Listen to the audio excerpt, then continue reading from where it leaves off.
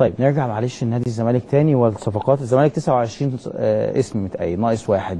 عايزين تشتروا واحد قبل ما يخلص الموسم الانتقالات الصيفي ولا سايبينه؟ لا سايبينه خلاص يناير شكل ان شاء الله. حمودي خلاص الموضوع اتقفل خلاص. امبارح قال مستشار مرتضى منصور بشكل عالمي 29 29 لاعب فقط. مؤمن سليمان بالنسبه لكم محطه لمدرب اجنبي ولا خلاص هيبقى هو الشكل الاخير للفتره دي؟ لا ان شاء الله هيستمر باذن الله. يعني هو الواحد كان بيدور على حد زي كابتن مؤمن، ويمكن انا عارف ان حضرتك بتكلمه دايما، هو بيحكي لي وبتدعمه ومتابعه يعني، وكان هو جيل حضرتك صح؟ هو نفس الفرقه. فالجيل ده اتظلم، محتاج ان احنا نقف جنب الجيل ده. فترات طويله جدا كان في جيل متولي المسؤوليه في كمديرين فنيين، والجيل ده ما كانش ظاهر. يمكن الخطوه زي بتاعت ميدو يعني كانت فتحت مجال للجيل ان الواحد يبتدي يفكر خارج الصندوق، ان في مدربين كتير ممكن تكون عامله نتائج كويسه واحنا ما بنبصلهاش. فالحمد لله اعتقد ان الزمالك نجح ان هو يجد مدير فني محترم مصري بامكانيات ممكن تكون زي الاجنبي. ودي جرأه منكم على فكره، يعني انتوا تجيبوا مدير فني برضه ما مرنش في الدرجه الاولى قبل كده وتجيبوا نادي الزمالك، دي جرأه كبيره جدا جدا جدا. كنتوا عاملين يعني هل ده وانتوا بتاخدوا القرار انتوا مش مفيش حد في وجبتوه، ولا انتوا عن اقتناع تام ان كان هو ده مؤمن سليمان الوحيد اللي ممكن يكون خصوصا داخل على اسماعيلي واهلي؟ يعني جت ازاي الفكره برضه؟ خلينا لان مؤمن ما ضربش قبل كده درجه اولى خالص، كان ده مساعد او في الدرجه الثانيه.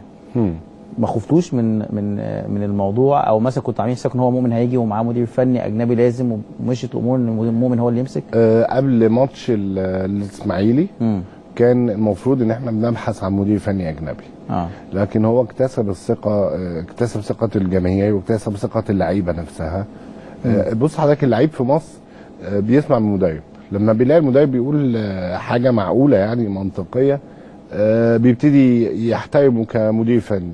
فاللعيبه اعتقد كلها مدركه دلوقتي ان مؤمن مش مدرب قليل، وبالعكس هو مدرب كبير، ومدرب كبير، وزي ما انا قلت لحضرتك مش من النوع اللي هو بيقول انا عملت كل حاجه، دايما بيحاول يجتهد.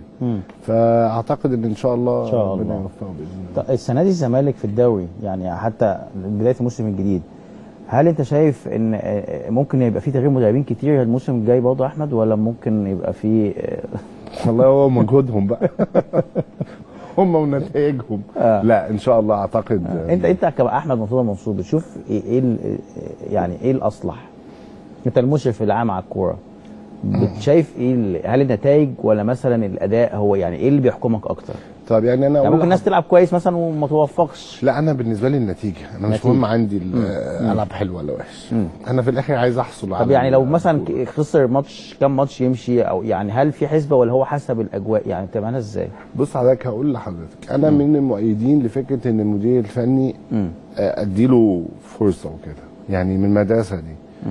لكن مثلا اقول لحضرتك ماكليش، انا كنت من اللي شايفين ان هو يقعد واتحمل المسؤوليه يا استاذ مرتضى، وده كان قرار جريء جدا ان هو يجيب كابتن محمد حلمي.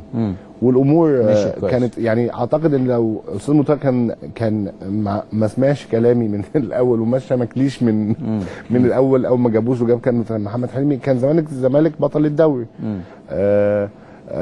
يعني ساعات الامور اللي بتبقى يعني قصدي مش النيه دايما هو الاستقرار، النيه الاستقرار اكيد، بس في امور بتحطك في موقف زي مثلا باتشيكو مثلا مشي، يعني مشي، فهتعمل ايه؟ جيزوالدو فيريرا برضو مشي، طب ما انا خلاص يعني دول مشيوا. يمكن الناس كلها كانت مركزه دايما تقول لك فييرا اللي هو كان القديم اللي في سموحه دلوقتي، وما كانش حد بيفكر في جيزوالدو فيريرا. الزمالك جاب جيزوالدو فيريرا، قعدوا يقولوا جيبوا فييرا القديم، والحمد لله والزمالك قدر يحصل على الدوري والكاس بيه. فالامور مش بتبقى الماتشين بتوع الوداد دول، يعني لو الزمالك عداهم كويس الحمد لله، مؤمن هيكمل بشكل قوي جدا، خلاص يبقى هو المدير الفني. لو حصل لا قدر الله حاجه، هل ممكن يبقى في فكر مدرب اجنبي، ولا هيبقى مؤمن برضه مكمل بدايه موسم، خصوصا انت داخل على بدايه موسم خلاص بعد 10 ايام؟ اعتقد كابتن مؤمن هيكمل ان شاء الله. متفائل بطوله افريقيا السنه دي؟ هو مش بالتفاؤل بقى، هو بالمجهود. اللعيبه عندنا كل ما هي بتدي مجهود اكتر في الملعب وبتلتزم اكتر مع مدير فني فاهم، يعني اعتقد الامور ربنا بيكرمك فيها.